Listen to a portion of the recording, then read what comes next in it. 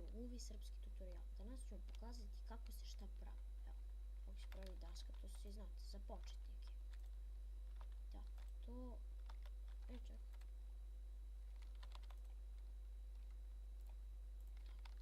Sad ću da počnem. Idem prvo najlakše, kako se pravi zanatski stol. Dobro.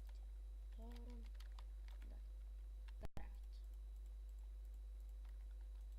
Dugo je 3 daske, gore 3 vode.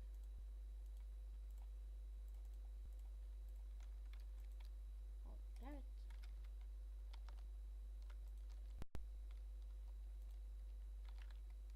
Dobro, idemo sad automat. 7 kamena, 1 luk i 1 redstone. 7 kamena poređemo ovako. Redstone i luk. Automat.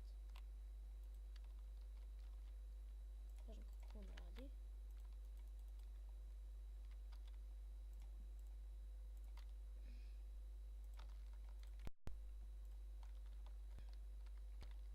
Možemo vidjeti sada.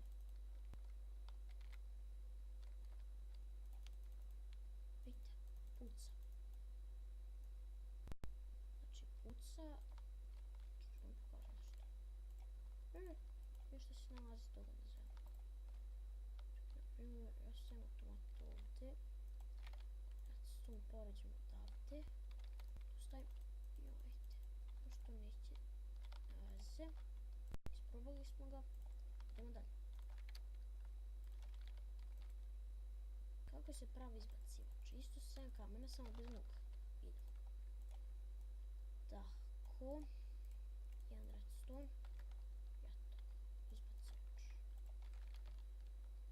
Kad treba čučno postavimo, vidite. On samo izbacu stvari. Što nisi ovdje nakratio. Idemo dalje. Dobro, izbacivač smo već završili. Kako se pravi 16 staklenih ploča? Uzmemo ovo staklo i poređamo ga ovako, kao kad držimo ove štapiće za ovdje. Tako, i sad kako se pravi jedna daska, tu. Ljudi, to je bilo to za početnike. Hvala vam što ste gledali ovaj video, vidimo se vrlo uskoro. Ćao!